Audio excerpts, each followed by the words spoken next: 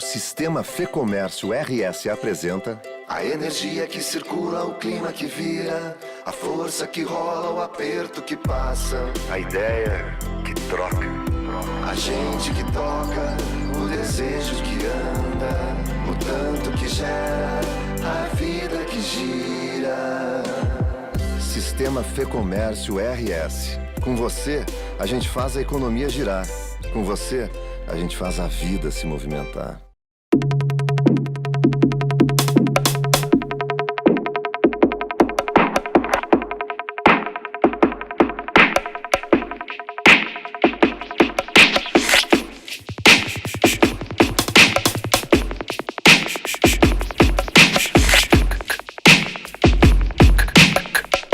Olá, senhoras e senhores, eu sou o Diego Casagrande e está no ar Opinião Livre. Hoje eu tenho a satisfação de receber aqui no nosso estúdio avançado, no restaurante Indiano Charim, Marcelo Beltrán. Tudo bem? Tudo bem. Prazer te encontrar. Marcelo Beltrán, que é mestre em administração, consultor na área de comunicação, participou ou foi organizador ou coordenador de inúmeros livros, alguns deles eu tenho aqui. Esse aqui, inclusive, conversei contigo, que é o mais recente. Exatamente. Né? A Nova Gestão na Era do Conhecimento. Ele foi o coordenador deste livro, tem textos, artigos de muita gente boa. Marcelo, tudo bem? Tudo bom, Diego. Muito obrigado pelo convite. É sempre bom esse momento aí para a gente conversar e a pauta não falta, né? Pelo contrário, né? Sobram assuntos, né? E eu espero aí que esses minutos que a gente esteja juntos aí sejam proveitosos, né, para os teus telespectadores. Marcelo, o que está acontecendo com o nosso país? Parece que a gente rema e não sai do lugar, pelo contrário, em alguns casos até anda para trás. Nós que estivemos juntos aí nos últimos anos, enfim, pela decência na política, nós que há mais tempo, dia desse tu citaste no programa Rádio Livre, que eu tenho a honra de apresentar, que tu foste para as ruas, né, no Diretas Já. Eu fui também. Sim. Eu fui no comício das diretas com 12 anos com o meu tio no centro de Porto Alegre, no Largo Glênio Pérez. Tudo isso aconteceu, nós já temos aí mais de 3 décadas de democracia plena, se a gente considerar que democracia é o povo poder votar. E o país ficou melhor? Os números dizem que não, né? Se a gente analisa a realidade como um estatístico, como um matemático, como um engenheiro, né? Se você olha os indicadores, né?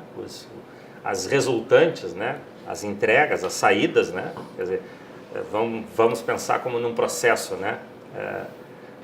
Que se tem, né? Você tem a entrada, né? Que é o input, tem o processamento e tem a saída, que é o output, né? Essa é uma nomenclatura da engenharia de processo. Então, entrou democracia, né? Em 84, 85, né? Na primeira eleição para prefeito, né? Então, entrou democracia no sistema. Na verdade, teve de governador em 82. 82, exatamente. 82, exatamente. De presidente, o primeiro civil, por via indireta, foi o Tancredo, que não assumiu, e o Sarney em 85. Exatamente. Exatamente. Então, entrou democracia no sistema, houve um processamento aí de 3 décadas e meia, 35, 36 anos, e saiu o que a gente tem hoje. Então, a saída, né, desse processo, ela é terrível, né? Ela é terrível em todos os aspectos, né? Se você pega, por exemplo, né, os indicadores nas áreas sociais, né, educação, saúde e segurança, né, apenas esses 3, né, a gente teria dezenas de outros, né? Se você pega os números que a gente tem hoje, né, eles são negativos, são terríveis, né? Apenas um deles, né, o IDEB, né? O IDEB é o Índice de Educação Básica, né? O índice de Desenvolvimento em Educação, né? Ou seja, é o quanto as crianças sabem, né? Uhum. Se você pega os números, e as crianças brasileiras majoritariamente estão nas escolas públicas, né? Onde a maior parte das crianças estuda, né? As escolas privadas não detêm a maioria do alunado. Então, essas crianças aí, a nota delas é 5.4, 5.6, 5.8, né? Ou seja, elas sequer atingem a nota mínima para passar de ano em qualquer escola boa do mundo, né? Ou seja, neste indicador básico, então, da educação das crianças, né? O Estado brasileiro, né? E o Estado brasileiro somos nós participamos dele, né? Então, nós, né? Eu acho que eu com muito menos responsabilidade, mas nós, né? O Estado brasileiro, ele produziu crianças incapacitadas para construírem a sua autonomia no mundo, o seu progresso educacional, psicossocial, emocional, afetivo, cultural, né? Por quê? Porque estão menos despreparadas, né? Então, esses dias, Diego, até me permito, assim, eu estava num debate de uma escola de marketing em Porto Alegre, graduação, né? E eu comentei do funk, né? O funk, né? O funk hoje está presente em escolas, e o argumento que o funk está presente em escolas, vejam, né? A sutileza, né?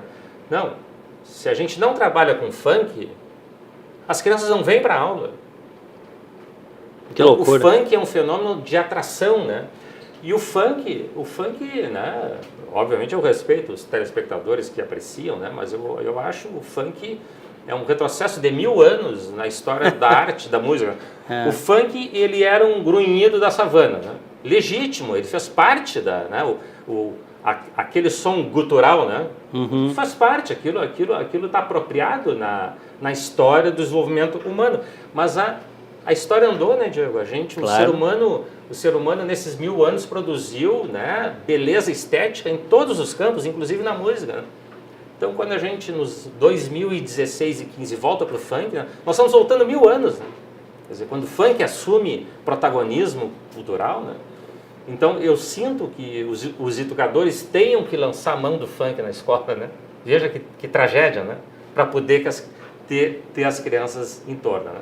Então, concluindo essa introdução, né, Diego, os indicadores são terríveis, os números da saúde são terríveis, o SUS faz milagre, né? Eu conheço médicos, o SUS faz milagre no Brasil, é referência como programa de saúde internacional, mas a gente sabe que não atende, tem fila em todas as áreas, as pessoas não têm atendimento, os postos de saúde não têm, né? E a segurança, eu acho que eu vou poupar o telespectador, né, que está nos assistindo agora, de falar sobre a segurança. Então, pegando apenas esses três, né, a gente vê que o que o Estado democrático produziu foi uma pequena tragédia para alguns, muita tragédia para outros, e benefícios para alguns, sim, claro, né? Teve gente que progrediu, assim, a gente também não pode olhar para a história, né, como, então, a gente não fez nada? Sim, fizemos, mas os números são terríveis.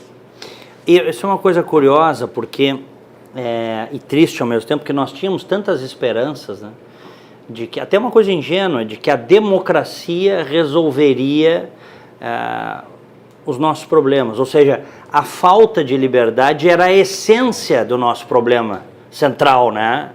E na verdade nós estamos vendo que não é isso. Tu foste um militante de esquerda. Fui. Não precisava contar isso, né? Mas eu preciso contar. E acho interessante dividir isso com o telespectador, porque de maneira geral a maior parte da sociedade brasileira teve um pé na esquerda. Sim, não necessariamente na esquerda petista ou comunista, não é isso. Mas, quer dizer, não se tinha muita alternativa de pensar fora da esquerda no Brasil. Quem pensava fora da esquerda era a minoria, né? O que era, inclusive, uma distorção nefasta, e os resultados hoje também estão aí. Mas vamos lá, tu continuas um homem de esquerda? Não, claro que não, né?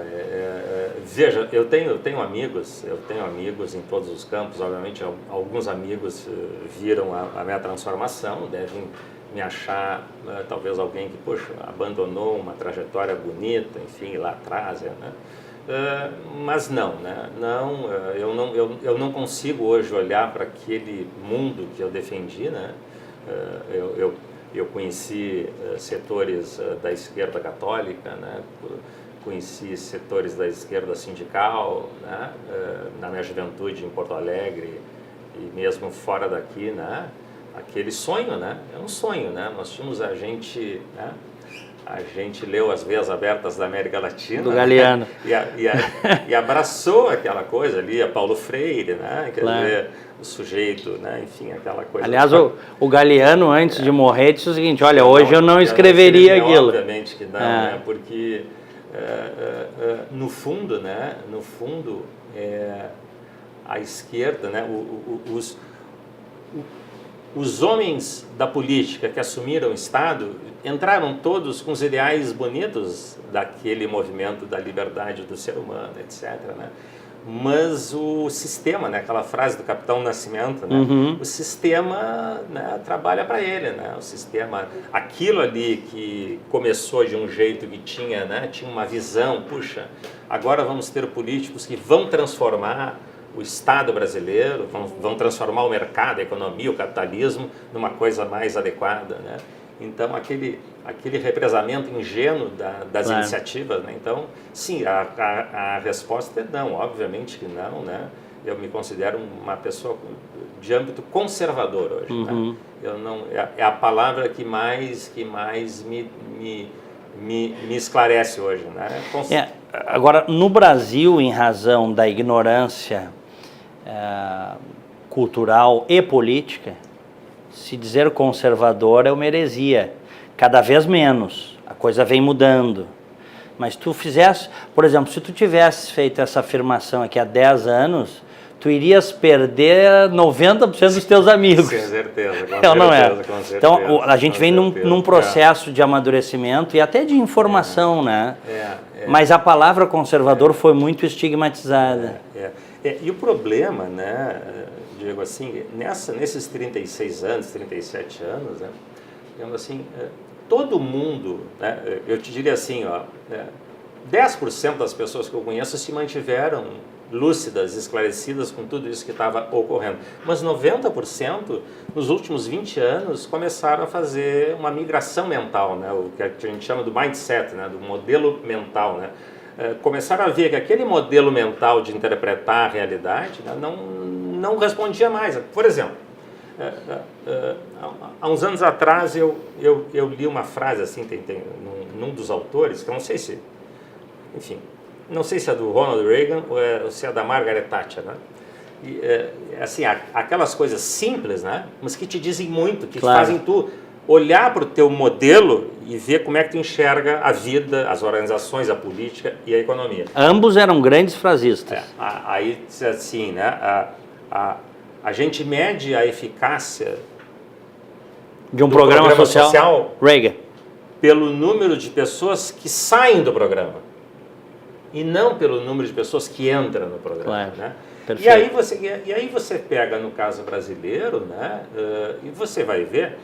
Um dia eu estava conversando com meu filho, eu tenho um filho do meio que é psicólogo, e ele me fez ver algo que estava ficando meio embaçado, assim, ele disse assim, sobre essa história de programa social. Ele disse, pai, alto lá, tem pessoas na sociedade que estão em situação muito frágil, o Estado quem tem que ajudar. Famílias destroçadas pelo crime, crianças abandonadas, pessoas inválidas, pessoas dependentes químicas pesadas, né? E sim, o Estado tem que acolher, né?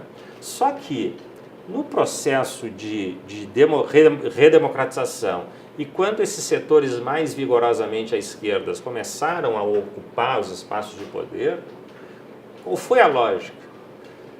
O programa social é um grande colchão de acolhimento, né? É como o exército industrial de reserva que falaram lá. É o exército criado, né? E entra para ficar. Entra e fica. Né? Os casos de que a gente... E olha, eu estou falando de informações de 10 anos atrás, né? Incontáveis casos de gente contando que membros da família pararam de trabalhar porque estavam no programa social, não precisavam do programa, né? E perderam aquele tônus, aquele desejo de crescer, né? E de realizar aquela promessa. Esse é o paradoxo, né? Qual foi a grande promessa da esquerda? Né? Autonomia. Quer dizer, uma delas, né? Claro. Autonomia do trabalhador, autonomia da consciência, autonomia, né? O programa social elimina a autonomia. Ele aprisiona o trabalhador. Ele torna o cara cidadão. refém, né? Então, sim, É uma forma de escravidão, né? Claro que é. Sim, eu quero uma sociedade com pessoas autônomas, né? Que possam ser funcionários públicos, sim, podem ser, mas vão fazer autonomia lá dentro, né? Podem ser empreendedores, sim.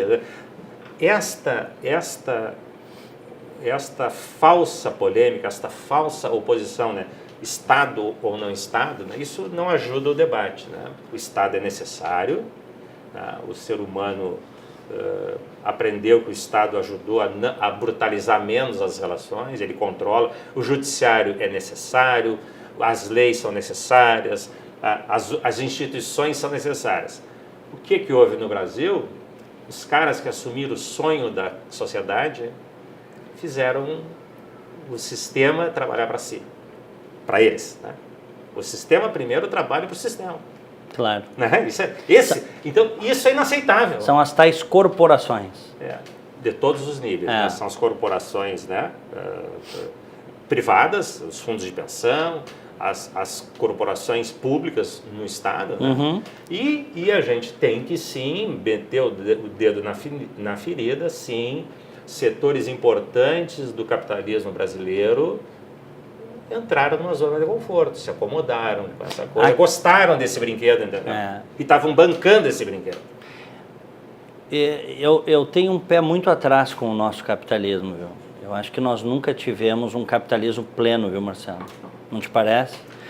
Sempre houve muito controle, pelo menos a nossa geração já pegou isso, muito controle estatal sobre a atividade econômica e sobre as trocas voluntárias, que em última análise é o que é o capitalismo.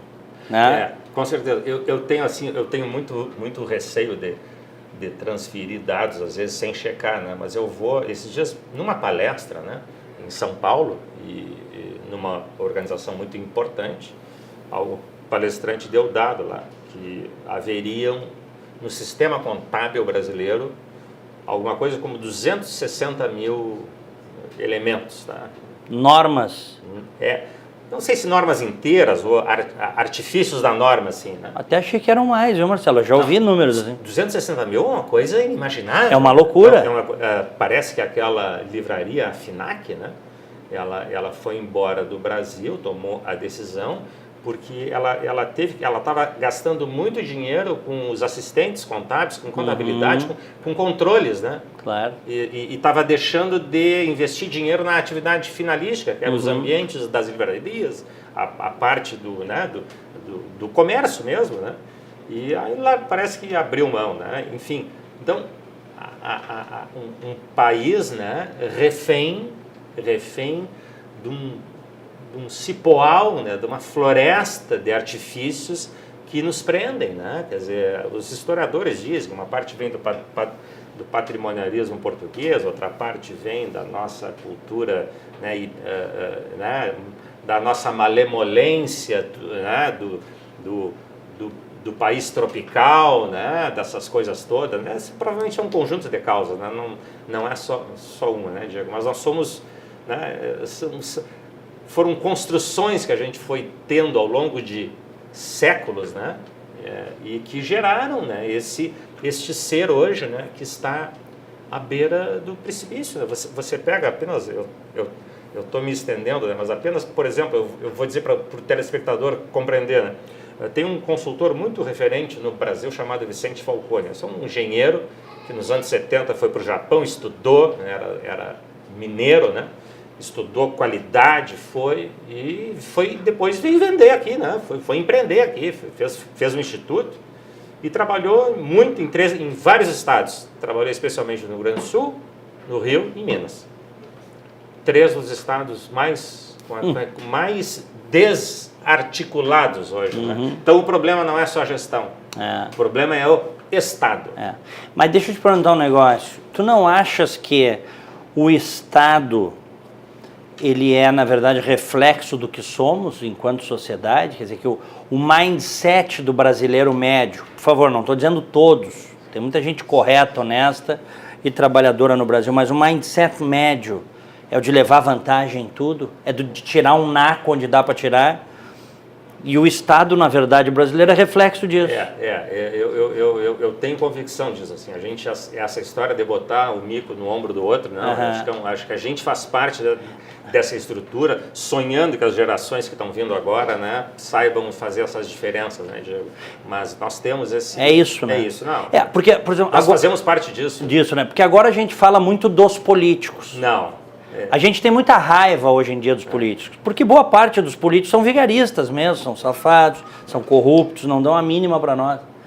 Mas, vamos lá, muitos dos que viraram as costas para nós, há um tempo atrás, estavam falando a nosso favor, Marcelo. Entraram no sistema e aproveitaram para tirar o naco deles. Então, eu te digo, há uma média de procedimento. Infelizmente é Bom, assim, Diego. E aí eu te pergunto, quando a gente chega a essa conclusão, o que o futuro nos reserva? Tu sabe, Diego, é uma coisa paradoxal. Eu estou fazendo agora o meu 8º livro, junto com o Eurico Salles, que é um fotógrafo. Nós estamos fazendo um livro sobre... Nós vamos contar a o Eurico, Salles. O Eurico é o fotógrafo. Um grande fotógrafo. Dos grandes fotógrafos brasileiros. Está de aniversário hoje. E a gente vai contar a trajetória de organizações da sociedade civil que ajudam, né? Ou ajudam pessoas que têm problemas de saúde, ou ajudam adolescentes a não beber na direção. Terceiro setor. Terceiro setor, né? As conhecidas e as não conhecidas. E tem lá uma franja lá que é as organizações que eu chamo que trabalham com oportunidades. Por exemplo, Projeto Pescar, Junior Achievement, a Fábrica de Gaitas do Borgatinho, Instituto Ling, né? Essas instituições todas, né, elas estão trabalhando numa franja da sociedade, da provocação para a autonomia, para o estudo, para a meritocracia. Vai trabalhar, vai fazer a tua vida, né? E cada uma delas tem obras distintas em todo o Brasil já. A Junior Achievement nasceu aqui, né? Eu estou te dizendo isso porque eu tenho pesquisado nos últimos 6 meses sobre esse tema, né?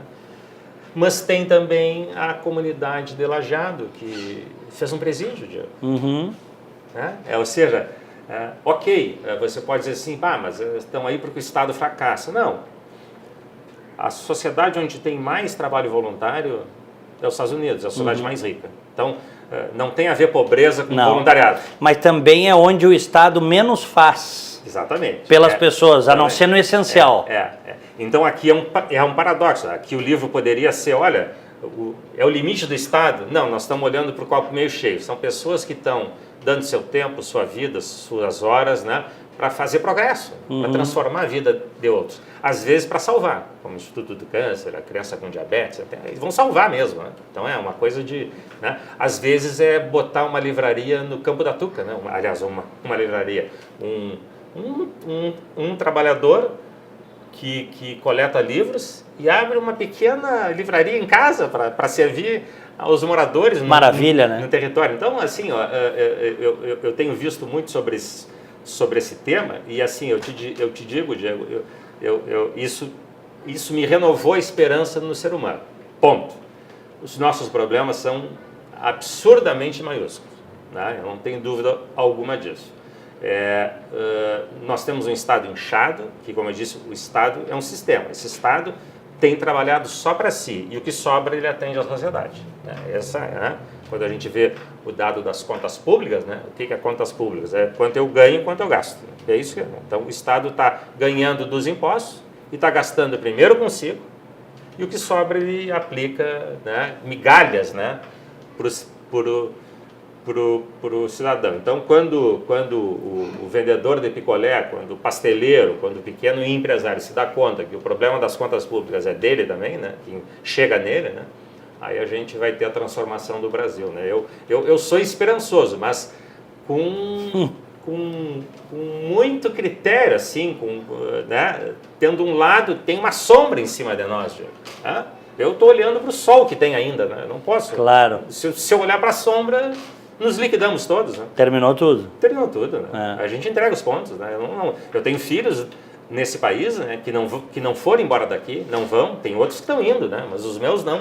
Né? A gente poderia começar, só para a gente fechar, Marcelo, Claro. pela segurança, que é a essência de existir do Estado. O resto, com todas as dificuldades, se busca segurança, que afeta, sobretudo, o mais pobre, porque o rico está sujeito, mas ele blinda seu carro, ele mora em locais com muita segurança. O pobre está sendo assaltado na parada hoje, não pode voltar tarde para casa. Essa, eu diria, a insegurança não deixa você chegar no centro de saúde, não deixa você ir para a escola, ou se vai para a escola ela está fragilizada porque o tráfico tomou em volta. Quer dizer, realmente, a segurança é um problema 0, né? Quem sabe, né? A gente consegue. Quem sabe. A gente acorda todos os dias para isso. Eu não vou deixar de fazer isso todos os dias. Claro. Os limites são grandes, né? Mas a esperança ela precisa estar na mesa. Né? Marcelo Beltrán, obrigado pela entrevista. Nós vamos conversar em outras oportunidades, tenho certeza. Obrigado. Muito obrigado, Diego. Valeu. Obrigado. Opinião Livre.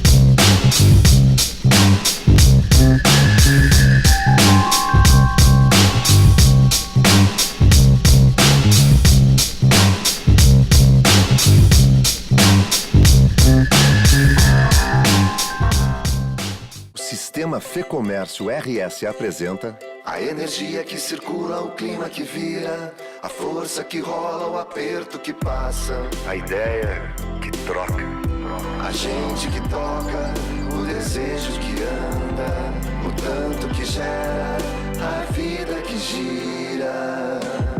Sistema Fê Comércio RS. Com você, a gente faz a economia girar. Com você, a gente faz a vida se movimentar. Ser gaúcho é preservar as tradições, é valorizar a educação e acreditar que um futuro melhor nasce nas páginas de um livro. É nossa tradição trabalhar duro. Temos orgulho do suor que escorre do rosto. Ele reconforta a alma e sedimenta uma vida digna. É nossa tradição valorizar o passado para desenvolver o futuro. CMPC Celulose Rio Grandense. Desenvolvimento é a nossa tradição. A vida é assim.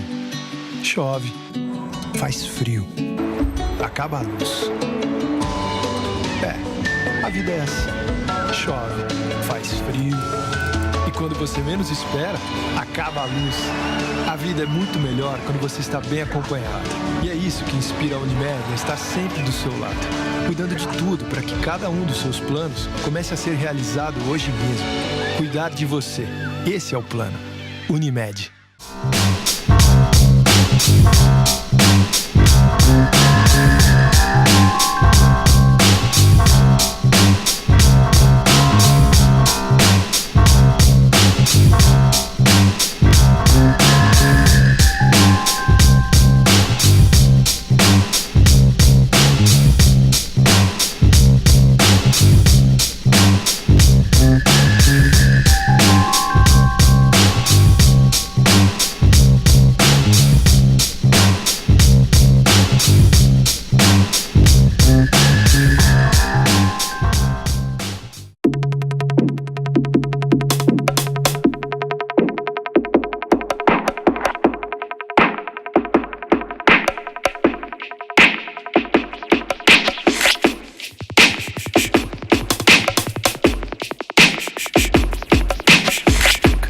Opinião Livre, hoje aqui no restaurante indiano Charim, qualidade referência em gastronomia indiana, aqui na Felipe Neri 332. Eu tenho a satisfação de conversar agora com a Fernanda Bart, que é jornalista, cientista política. Tudo bem, Fernanda? Boa noite, Diego. Eu também sou fã aqui do restaurante, é uma delícia aqui, né? É bom, né? Bom demais, né? Bom demais. E a política brasileira? Tem jeito, Diego? Não, essa é a pergunta de $1 milhão. Essa é a pergunta de $1 milhão. Eu acho que a gente tem uma chance histórica de fazer a diferença o ano que vem. E se a gente for olhar para trás e ver tudo que aconteceu, desde o Mensalão e depois com a Lava Jato, ao mesmo tempo que tem uma parcela do eleitorado que vai se retirar de vez da esfera política, as pessoas que nem querem mais votar. Que estão enojadas. Estão enojadas, né? Tu tem, por outro lado, uma parcela que ficou muito mais esperta em relação à política, que busca mais informação, que tem mais acesso e que está mais consciente em relação ao que acontece no Brasil. Ou seja, inevitavelmente, tu vê um amadurecimento do processo democrático na dor, mas eu acredito que sim, que a gente vai ter uma eleição muito acirrada o ano que vem e com chance da gente fazer uma renovação de verdade lá em Brasília, né? E nas câmaras por todos os estados, porque o eleitor está muito cansado da velha política, né, Diego? Pois é, tu achas realmente que nós vamos ter uma grande renovação em 2018? Olha, depende do resultado que sair dessa reforma política, né? Porque eles estão tentando alinhavar uma reforma que dificulte a renovação. A reforma tem aberrações no texto, né? Inclusive em relação à possibilidade de um candidato concorrer 2 vezes, pode concorrer a governador e a deputado, ou a deputado, senador, deputado, piada, né? Queria saber quantas vezes essa pessoa vai participar do programa eleitoral na TV, vai aparecer 2 vezes, como é que é? Mas é uma loucura. O doador oculto, que é outra das propostas da reforma política, a volta do doador oculto, sem limite de valor, que é uma piada, né? Depois de tudo isso que a gente viu no Brasil, alguém tocar num assunto desses é rir da cara das pessoas que estão em casa. E a questão do distritão, que a gente estava antes conversando, o distrital misto viria só em 2022 e, por conveniência desses caciques, coronéis políticos que estão aí, eles querem um distritão em 2018. Não precisa de um novo sistema eleitoral de transição. Não precisa, isso aí só vai dificultar mais em relação ao esclarecimento que tu tem que fazer da população para a hora de votar. A gente podia migrar direto para um distrital em 2022 sem precisar dessa paradinha no distritão, né? Uhum. Que o distritão, ao mesmo tempo que ele tem um lado bom, que ele diz, serão, por exemplo, no caso de uma Assembleia Legislativa, que são 55 cadeiras, são os 55 mais votados que se elegem. Tá, até aí, ótimo, acaba com o puxador de voto, acaba com toda aquela palhaçada de tu votar em um e eleger outro, né? Se fosse só isso, seria um sistema mais justo. Mas ele traz consigo o fim do voto em legenda, né? E ele também tem o fim da coligação. A coligação eu acho que vai cair de qualquer forma. O que isso acarreta nos grandes partidos?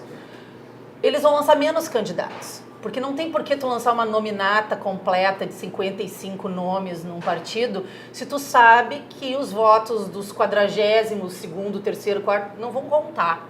Só vai valer os votos dos que estiverem na frente. Então, a sensação que tu tem quando tu olha para essa proposta é que menos candidatos serão lançados em cada partido e eles vão apostar nos grandes puxadores de voto, nos que já têm mandato, nos que têm muito dinheiro para bancar suas campanhas. E aí, como é que fica a renovação? Né? Claro. Esse é um problema. O distritão é anti-renovação, né? É anti-renovação. Um dia desse eu estava ouvindo um cientista político falar que não, que o distritão permite a renovação. Claro que alguma renovação vai ter, mas nós estamos falando de uma grande renovação. Sim. Né? Nós estamos falando de o eleitor poder colocar figuras novas lá, com novas ideias. Uhum. Mas a pergunta é, será que o eleitor brasileiro quer isso? Eu sempre sou muito atento ao índice de desenvolvimento humano do Brasil, Fernando. Uhum. Nós estamos na 79ª posição. O Brasil é um país de IDH baixo, né? Você sabe que isso é proporcional ao nosso índice de liberdade econômica, né? Que também é muito atrasado. Exato, que nos países que têm o maior índice de liberdade econômica são os países que têm maior índice de desenvolvimento humano. Isso é uma coisa que não entra na cabeça de uma pessoa de esquerda. Uhum. Eles não conseguem fazer esse raciocínio. Tu quer ver uma coisa? Eu estava na Expo Inter agora por esses dias, né? Tivemos a Expo Inter. Aquelas pessoas que estão lá, o povo andando, se tu fizesse uma pesquisa lá, 9 em cada 10 pessoas não tem a menor ideia do que seja um voto distrital. Claro que não, né? É ou não é? E, quer dizer, e aquele percentual da população, né, que são as chamadas elites políticas, que poderiam ter virtudes e fazer bons sistemas, essas pessoas, a gente não confia nelas. Eu vejo isso, Diego, assim, ó. Nós que temos informação, a gente já desconfia delas. As pessoas que têm acesso só à informação que vem pela TV, pelos noticiários ou pelo jornal, né, que não tem uma lida diária com a questão da política, como a maioria dos jornalistas acaba tendo, só fica o lado ruim da coisa, né? E tu acaba perdendo a esperança. Eu tenho conversado com alguns amigos, inclusive amigos em comuns, pessoas muito inteligentes, que me dizem claramente, eu não vou votar mais. Estão fora do processo. Eu não voto mais. É uma palhaçada o que está aí e o meu voto não vai mudar. Só que assim, é preciso que se faça um alerta, Diego. Eu queria aproveitar a participação aqui no programa para falar sobre isso, tá? É muito importante que as pessoas tenham clareza que para cada um que se abstiver o ano que vem de votar, o voto do outro vale dobrado. Isso é simples de tu exemplificar em números. Vamos dizer assim, eu não acho que eles têm mais todo esse tamanho no Brasil, mas vamos dizer assim que a esquerda brasileira varia entre 25% a 30% dos votos. Que é aquele eleitor absolutamente ideologizado, que pode pegar o Lula matando a própria mãe, que não vai acreditar, tá? O cara vai votar até o fim da vida na esquerda. Esse cara vai entre 25% e 30% do eleitorado. Os outros 70% do eleitorado que não tem esse vigor ideológico de dizer eu voto até embaixo da água em tal partido, que são os votos de centro, centro-direita, centro-esquerda, são aqueles que migram, que não tem essa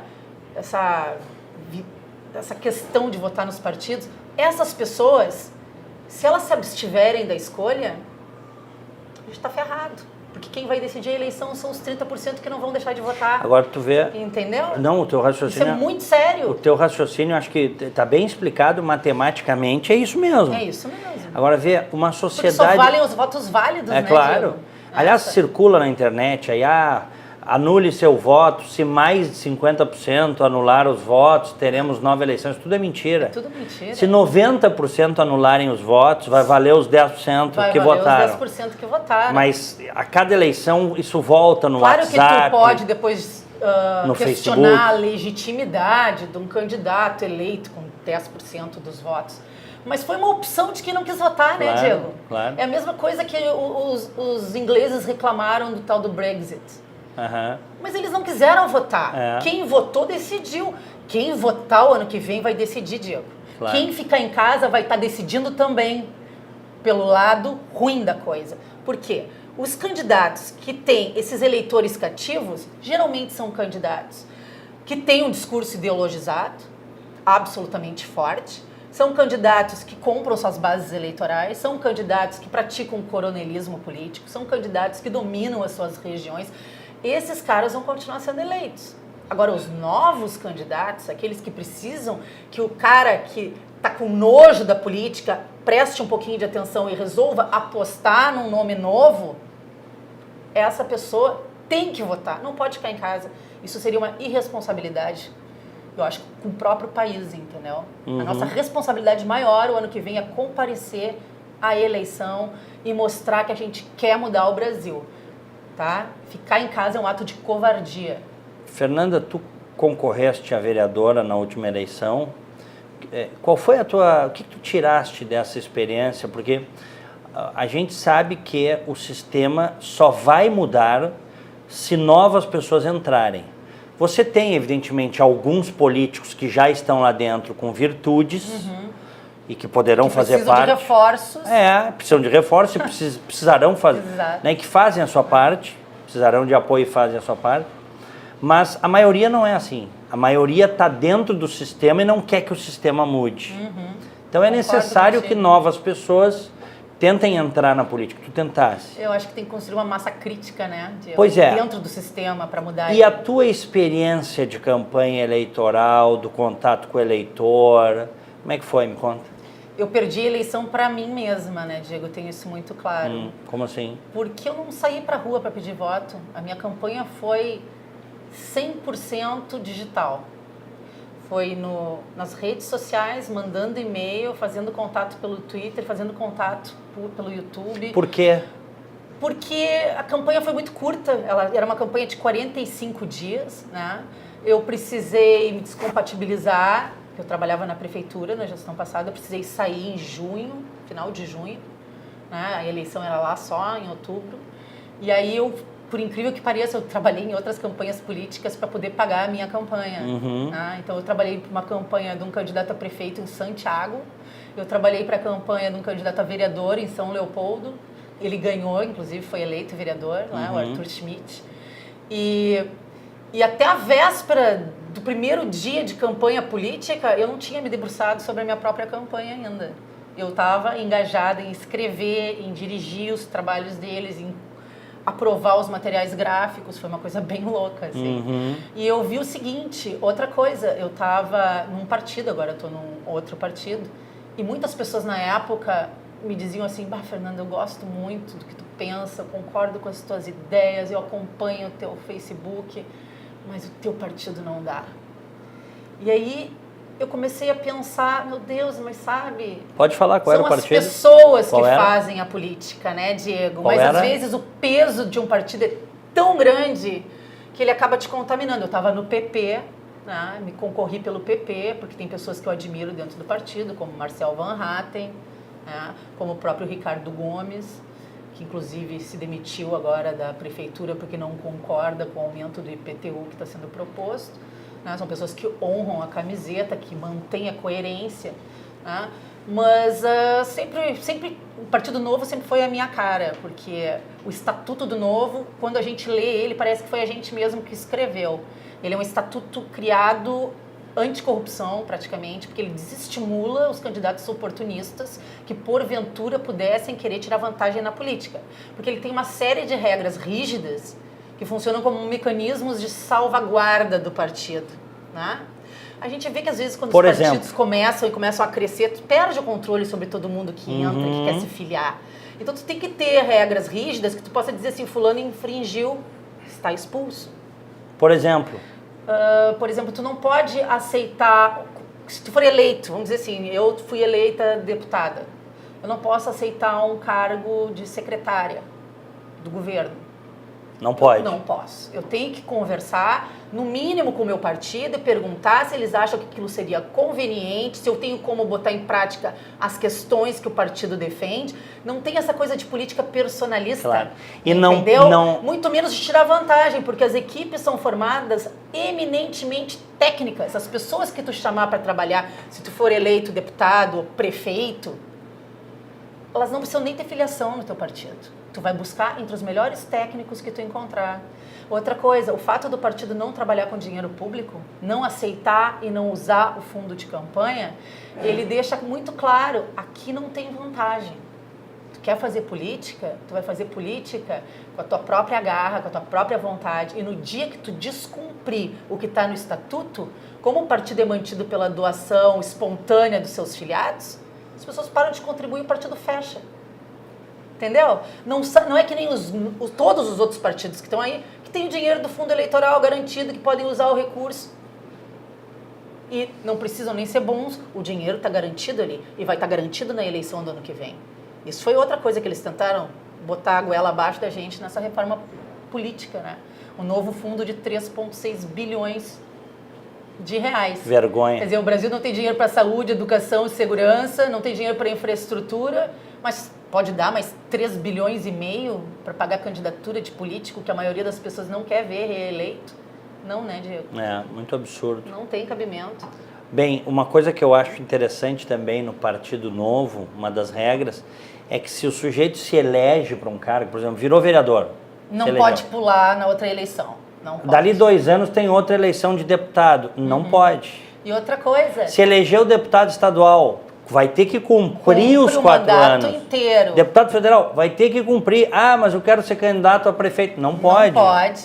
E outra Agora, coisa, vamos ver... ele não permite mais de uma reeleição, ele é contra o carreirismo político. Aham. Se tu foi vereador, como o caso do nosso excelente vereador hoje, Felipe Camozato, Felipe só tem uma reeleição. Ele não pode concorrer de novo pela terceira vez a uma reeleição. Tu não vai virar um eterno vereador, entendeu? Como Claro. a gente vê alguns que não fazem absolutamente nada, estão ali no 5º, 6º mandato, tu vai ver só tem nome de rua. Ah, tem exemplos, não vou citar nomes, mas tem. Eu até acho que no primeiro mandato, mas são coisas que o próprio partido vai aprimorando, né? No primeiro mandato eu concordo com essa rigidez de não poder concorrer a nada. A partir do segundo, eu já acho que tinha que flexibilizar. Porque tu imagina, vamos pegar o caso de um vereador, vamos pegar o caso do Camozato, que é um vereador que está saindo muito bem, representando causas que são causas importantes, mais liberdade, sobretudo, Sim. menos impostos. Desburocratização. Tudo isso que a gente assina embaixo. Vamos lá. Ele ficou 4 anos, concorreu à reeleição de vereador, se reelegeu. Acho que no segundo mandato ele poderia ter o direito à liberdade de concorrer a deputado. Não sei, Diego, porque assim, ó... Que aí ele já vai estar se tu 6 tem anos. um estatuto e tu começa a flexibilizar ele perde aquela coisa de Sim. ser uma coisa pétrea, que as pessoas sabem que tem que seguir aquilo Não, ali. mas quando eu falo em flexibilização, eu acho que o estatuto, eu não concordo com essa Entendi, regra do segundo entendi, mandato. entendi. Porque eu acho que 6 anos para o cara ser vereador, se é um grande talento, um grande potencial, tem que abrir a possibilidade de daqui a pouco ir alçar voos maiores. Vem pro Novo e dá essa sugestão nas Tô reuniões partidárias. Obrigado, estou dando publicamente aqui. Mas isso são coisas que, assim, é um partido, como Que não diz... colida também, eu queria colocar isso Também. pra ti. Porque é muito difícil tu conseguir, numa coligação, tu acabar não tendo que ceder em determinados pontos ao outro partido, porque os partidos pensam de formas diferentes, têm programáticas diferentes. E como todos os outros partidos até hoje, eles usam o fundo partidário, é uma questão que o Novo não abre mão de não usar, ele não coliga. Porque assim ele vai poder manter os seus princípios do início ao fim. Fundamental. Eu acho justo isso. A política está precisando um pouco desse purismo. Eu também acho. Porque as pessoas têm que entender que nem tudo na política é troca-troca. Tem coisas que elas vão se manter do início ao fim iguais. Fernanda, vamos exercitar aqui um pouco a bola de cristal, aqui, o exercício da bola de cristal. Mas, lógico, calcado em experiência, em conhecimento. Quem será o próximo presidente do Brasil? A eleição daqui a 1 ano e 1 mês. Pelo amor de Deus, Diego. É uma pergunta muito difícil, né? Mesmo porque eu acho que a gente concorda que a gente sofre no Brasil de uma falta de lideranças políticas. É um fato. De exemplos morais das nossas lideranças. Nós somos um país órfão de líderes, né? Eu acho que isso pode mudar daqui a 15, 20 anos, que eu estou vendo uma nova geração na política chegar aí com sangue no olho para fazer a diferença. Eu espero que essas pessoas mantenham e persistam, né? Persistam. Agora, faz uma pergunta dessas para mim, eu não sei. Eu sei quem eu não quero ver de presidente. Né? Tá certo. E eu acho que, assim, prefiro não citar nomes, mas eu acho que o Brasil tem que fazer uma opção que fique fora dos extremos. Porque os extremos nas pontas se encontram, né? Então, como eu quero ver verdadeiramente um governo de profissionalização de gestão, um governo com foco nos serviços públicos de qualidade, que traga retorno para o cidadão pagador de impostos, que traga valorização para o empreendedor, que é 95% dos postos de trabalho são micro e pequenos empreendedores, e essa gente é massacrada pelo governo, né? Redução das estruturas do Estado, tudo isso eu quero ver, e eu não vejo isso representado por nenhum dos candidatos que hoje estão postos na mídia. Eu espero que até o final do ano apareça alguém que verdadeiramente nos represente com chance de nos levar a um segundo turno. Isso seria o novo do novo do novo. Hoje ele não está aí. Não, a gente tem alguns nomes de pré-candidatos, inclusive o presidente nacional do Novo, Amoedo, ele se afastou da liderança, ele se demitiu, né, da liderança do partido, porque isso é outra coisa. Liderança não pode concorrer, porque essa coisa do partido do dono, o cara toma conta do partido, o cara concorre, ele cuida do fundo partidário, do fundo eleitoral, e fica para sempre Ele é um se reelegendo. cacique, ele é um cacique. Como a gente vê tanto isso aí no Brasil. O Novo criou essa regra, tu não pode ter ser cacique. líder partidário e concorrer a uma eleição. Então ele se afastou, vai participar do processo seletivo, que tem um processo seletivo, eu estou no processo seletivo desde março. O processo seletivo termina só em dezembro, para saber se eu vou poder ser candidato ano que vem. Que loucura, hein, Diego? É. Tem provas? Como é que Tem prova. Prova de quê? Tu tem que conhecer o estatuto do partido, tu tem que saber quais são as regras, as limitações. Tem prova oral, tem prova de vídeo, tem prova de desempenho com banca, de pessoas que tu não conhece, que te sabatinam pelo Skype. E aí depois, numa segunda parte, tem de mobilização, de engajamento, capacidade de articulação, formação de equipe, é avaliado em todos os pontos. E a última etapa, que provavelmente comece em dezembro, tá? É a etapa onde tu vai passar por um aprimoramento legislativo e de gestão. Ou seja, o eleitor vai poder saber que se votar num candidato do Novo ano que vem, essa pessoa vai entender de legislação e de gestão. E ela não vai fazer propostas absurdas e inconstitucionais, como a gente vê tanto por aí. Tá? Já é um diferencial, né, Diego? Interessante, interessante. Bom, digamos que o Brasil consiga, de fato, superar os seus problemas num futuro próximo. Aí, em 2018, a gente tenha um candidato, enfim, com um eleito, vamos dizer assim, com legitimidade e que preze por mais liberdade econômica, Mas sonho. mais liberdade política, foco na segurança pública que está destroçada hoje no país. A gente precisa eleger um bom Congresso também, né? Porque o sistema presidencialista, ele dá muito poder para o presidente, mas ele é quase um imperador, ele não é um imperador, né? Eu sou parlamentarista, que nem tu, né, Diego? Isso. Tem que ter um Congresso decente, né? Claro que sim. E tem que ter um Congresso que seja decente e que tem que ter um Congresso que faça as reformas necessárias. Que tu vê que esse que está aí não vai fazer. Vai fazer arremedos de reforma.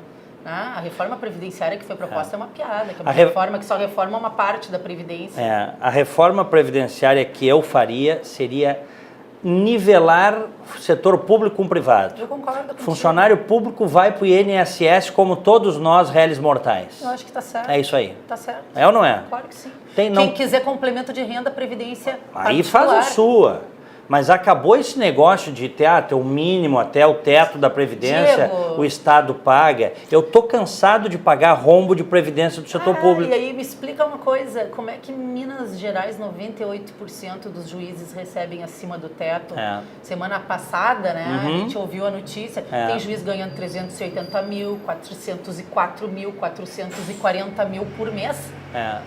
Mas essas pessoas não percebem a imoralidade disso. Que loucura, né? Loucura total.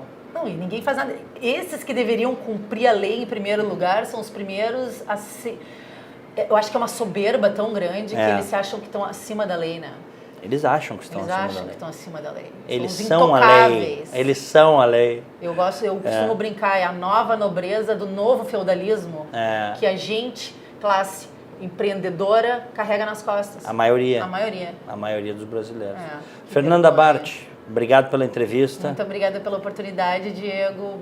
Muito obrigada à audiência do programa maravilhoso, sempre. A gente vai conversar mais vezes. Com certeza. Até a eleição de 2018. Com certeza, e torcendo para as coisas mudarem para melhor, né, Diego? Isso. Obrigada. Eu que agradeço. Obrigado. Este é Opinião Livre.